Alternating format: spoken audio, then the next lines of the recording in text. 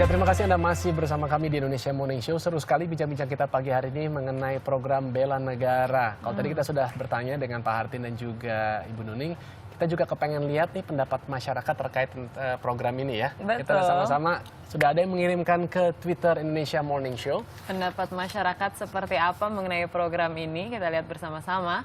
Yang pertama, setuju karena akan membuat generasi muda lebih disiplin dan menghargai perjuangan generasi sebelumnya. Ini yang bawah juga setuju ya. Tapi ada yang tidak setuju juga nih dari Anissa. Dia bilang banyak cara, contohnya pakai produk buatan Indonesia, pakai bahasa Indonesia. Jadi artinya nggak harus bela negara begitu. Tapi ada yang setuju lagi tuh, Nas. Ada yang tidak juga lagi tuh dari rakyat sipil. Membela negara tidak harus angkat senjata dan menghamburkan uang negara. Dengan cara tidak korupsi itu udah sangat membela negara. Benar, ini sih benar. Iya, iya. Nah, ini mungkin yang tadi belum paham, bela negara kan nggak melulu angkat senjata. Usul saya yang pertama kali ikut ya pejabat-pejabatnya dulu dong. Ya pejabat-pejabat sepertinya juga akan mendapatkan pelatihan bela atau program bela negara itu ya. Tapi dari penglihatan kita begini cukup banyak juga yang setuju ya. Iya. Oke, mungkin saya akan nanya ke Bu Nuning. Apakah Bu Nuning setuju mengenai hal ini atau melihat apa ya? Adakah celah yang harus dikritisi dari hal ini? Kalau bela negara sendiri sebagai warga negara yang baik tentu saja saya setuju, Man. Tetapi implementasi dari program ini itu harus clear, harus jelas. Demikian juga mengenai anggaran. Kita pakai rancangan undang-undang yang mana, Pak Hartin? Berlandaskan hukum yang mana kita gunakan. Kalau kita kembali pada rencana awal, yaitu kita melihat dalam konteks komponen cadangan, maka yang kita khawatirkan adalah komponen utama dan komponen pendukung. Komponen utama kan TNI, komponen pendukung itu alutsistanya. Itu akan terbebani, anggaran itu akan diambil dari situ. Padahal penguatan dari TNI sendiri masih kita butuhkan.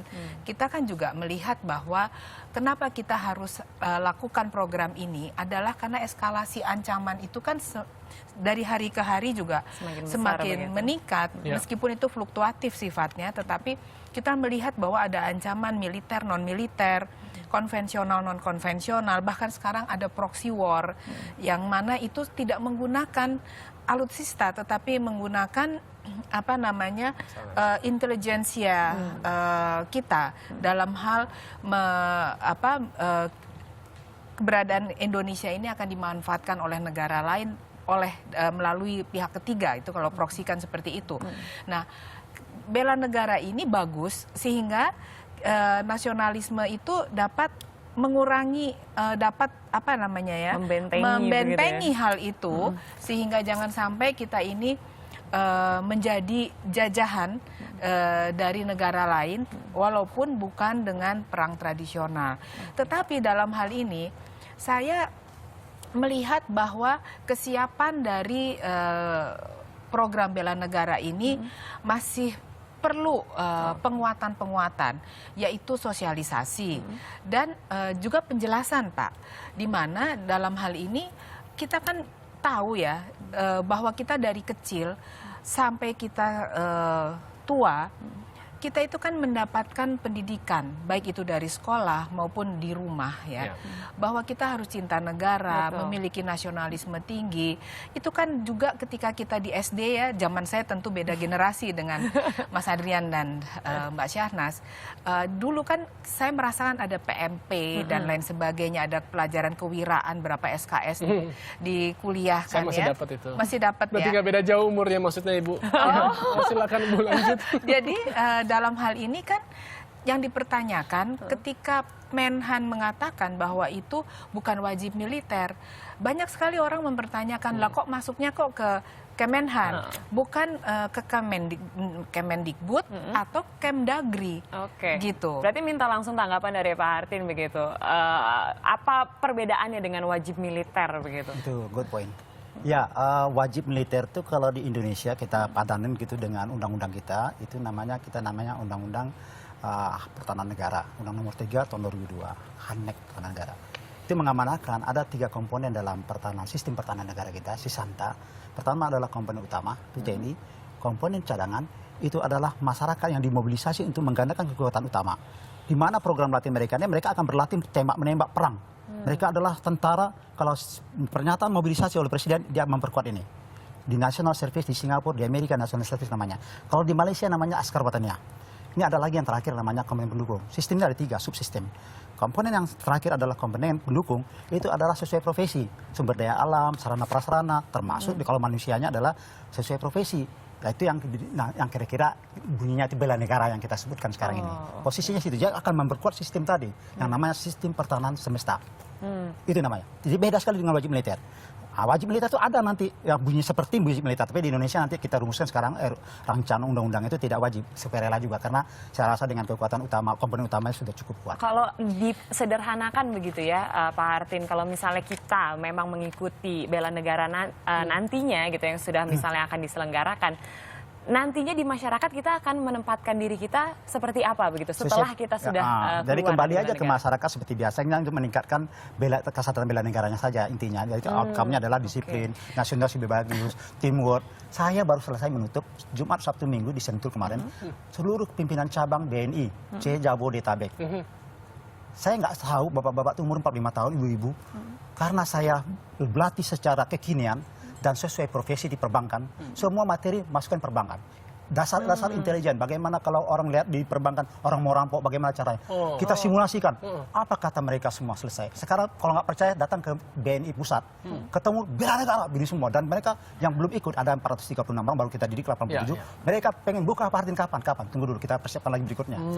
Jadi itu outcome yang kita rasakan waktu dekat baru-baru ini aja. Tapi harus hati-hati ya, mungkin Anda yang lagi mungkin Sangat menuju harus sana, hati-hati lagi ya ada kalau menurut jantungan, saya ya. kaget. Oh tidak, kita periksa. Karena Kita periksa SDM-nya semua. kan SDM-nya itu seperti apa Pak Hartin? Jadi kita harus ada kriteria SDM seperti apa. Jangan sampai Pelatihnya, ya. itu adalah embrio dari terorisme. Lalu kemudian diperkenalkan apabila ini memang bukan wajib militer, tidak menggunakan senjata dan lain sebagainya. Ya. Tentu harus clear di tengah masyarakat. Itu ada sedikit kekhawatiran apabila orang yang memang masih tetapi dia adalah keluarga dari pegiat terorisme atau apa ya. Lalu kemudian semakin diperkenalkan dengan kemiliteran, mereka akan semakin tumbuh mungkin lah. termotivasi. Ya, gitu. Pertanggungjawabannya berarti ya, Nah, benar. itu SDM-nya juga harus jelas. Itu siapa saja. Apakah itu hanya PNS, apakah itu berasal dari mana? Karena kalau kita pikir, Pak, ini sorry ya, saya harus sampaikan ini Nggak karena apa-apa, mewakili dari masyarakat juga pasti. iya, Bu jadi Nuni. kalau kan bela negara itu sebenarnya sudah termaktub di dalam kegiatan sehari-hari kita, seperti kita itu tidak korupsi, seperti kita Seperti tadi ya pendapat dari masyarakat iya, di itu Twitter tadi tadi yang ya. di dalam Twitter itu itu. bagian dari saya bela setuju. negara. Itu adalah upaya untuk bela negara dan meningkatkan competitiveness kita sebagai bangsa di mata bangsa lain. Itu juga bela negara, menimbulkan kebanggaan Tanggapan bagi singkat coba dari negara. Pak Hartin sebelum kita akan beralih, karena kebetulan juga ada yang bergabung dengan kita lagi di line telepon. Atas Pada intinya, diklat bela negara ini intinya adalah outcome-nya adalah bagaimana meningkatkan kesadaran bela negara dari warga negara bangsa ini. Itu Dan aja intinya. berkontribusi masing-masing begitu Masing-masing ya. sesuai profesi. Oke, kita akan Anggarannya menyapa cukup apa dari enggak? Itu aja. Baik, masih banyak pertanyaan tapi juga ada yang mau bertanya. Ada Mbak Wina dari Jakarta. Selamat pagi. Ya, halo, selamat pagi. pagi. Ya, bisa langsung pertanyaannya Mbak Wina? Iya, saya mau nanya. Di sini pemerintah Indonesia berwacana akan membuat peraturan tentang wajib militer untuk bela negara. Bagaimana halnya dengan negara Amerika atau beberapa negara lainnya yang pemerintahannya tidak membuat peraturan seperti ini, tetapi tetap menjadi negara yang maju? Apa tanggapan Bapak Ibu tentang hal ini? Ya, itu aja. Itu saja. Berarti intinya kalau misalnya program ini tidak ada, bagaimana meningkatkan nasionalisme bangsa begitu? Oh, sudah tertutup sepertinya. Langsung saja tanggapannya Pak Hartin. Ya kita kan udah usah lah, kita lihat langsung aja fakta lapangan. Narkoba di mana, korupsi di mana-mana, anak-anak berkelahi di mana-mana. Kemarin agama juga masih berkelahi antara agama. Kita Pancasila. Salah satu pendidikan ini adalah tadi 5 nilai tadi. Bahwa buat ideologi negara kita ada Pancasila. Implementasinya bagaimana? Ya sesama agama berhormati. Ini ada peristiwa terjadi di Aceh, di Aceh Sigli. Itu karena Pancasilanya tidak diimplementasikan dengan baik begitu. Oke. Di pendidikan itu tujuannya supaya outcome yang diharapkan nanti dia yakin bahwa ideologi dia adalah Pancasila begitu. Jadi kalau di negara lain tidak, jangan keliru, jangan terlambat terus satu langkah. Malaysia itu sudah punya namanya program hikmat negara, program pelatihan hikmat negara. Saya atasnya pertahun 2004, 2003, 2006 sana. Pak Najib PM ini dulu Menteri Pertahanan. Dia launching ini pro dan kontra. Tapi visi terjadi posisinya dirasakan masyarakat, nasionalisme masyarakat itu bagus. Sampai sekarang berlanjut. Setiap anak SMA tamat langsung masukkan program hikmat negara. Seperti yang kita laksanakan.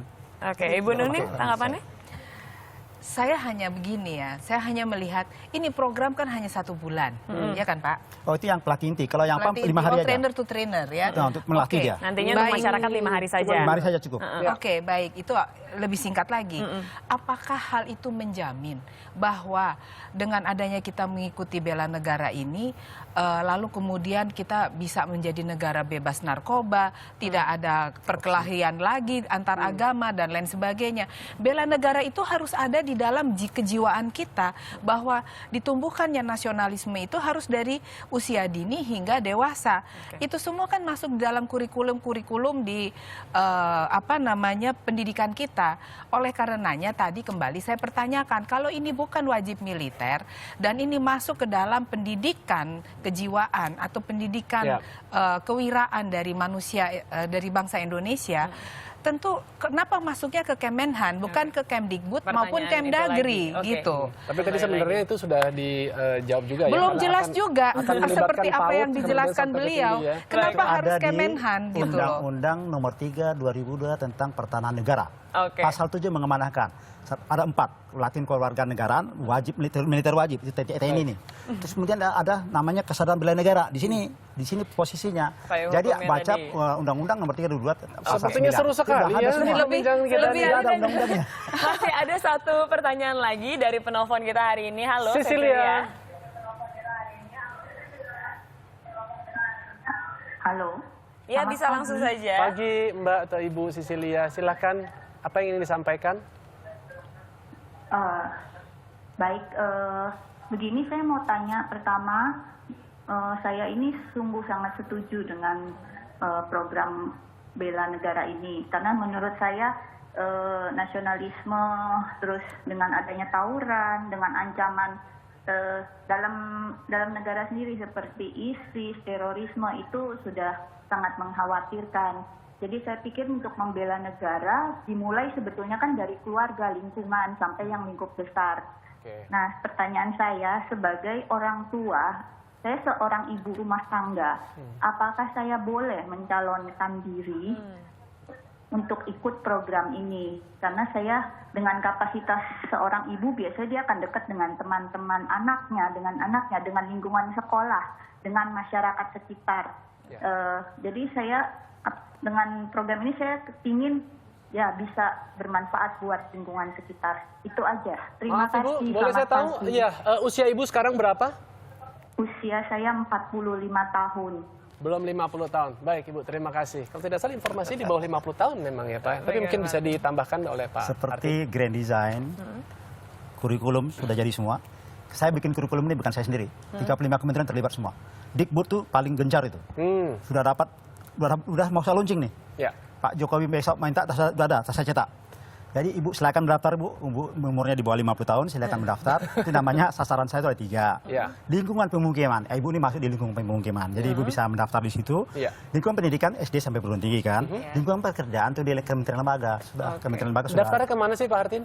Tentu di kodim-kodim setempat. Di kodim ya? Kodim-kodim setempat. Nanti bisa langsung Bisa langsung mendaftarkan mendaftar diri sana, ya. nanti akan kita monitor berapa jumlahnya. Oke, kita akan juga langsung melihat tanggapan. Kalau misalnya ada satu wacana biasanya langsung mencuat nih tanggapan dari netizen-netizen di Sosial media sosial tepatnya. media. Kita akan lihat bersama-sama beberapa di antaranya. Nah, ini yang pertama. Kabur, tidak ikut bela negara. Nunggu negara yang bela rakyat. Oh. Saya sih setuju, kata dia, apabila negaranya bela rakyat terlebih dahulu. Oke, itu satu. Tapi memang dalam ya, menunggu negaranya membela rakyat dulu, baru kemudian negaranya akan dibela oleh rakyat. Ya, kita Bagaimana itu? tadi kan memang banyak kasus-kasus seperti yang ya kasus di Lumajang itu loh Pak, ya kan, petani dan lain sebagainya gitu. Bagaimana penegakan hukumnya? Ya memang sekarang sih lagi berusaha gitu, tapi artinya masih banyak lah PR-PR yang perlu dibenahi. Tapi mudah-mudahan kita semua sepertinya sepakat ya bahwa bela negara ini merupakan kewajiban dari seluruh warga negara. Tinggal mungkin tadi masukan dari Ibu bahwa mungkin perlu ada sosialisasi yang lebih baik, kemudian juga payung hukumnya seperti kejelasan apa. anggaran. Betul sekali, dia perlu ada transparansi. Tapi ya terus berjuang lah Pak, kita pokoknya dukung mana yang terbaik buat bangsa kita. Optimistis demi negara kita Indonesia, karena Indonesia cuma satu di dunia. Yes. Dan selanjutnya kita akan melihat informasi mengenai ternyata tidak hanya manusia yang bisa sekolah, ternyata di Pariaman, Sumatera Barat ada sekolah untuk melatih beruk memetik kelapa. Bagaimana? Hanya di Indonesia Morning Show.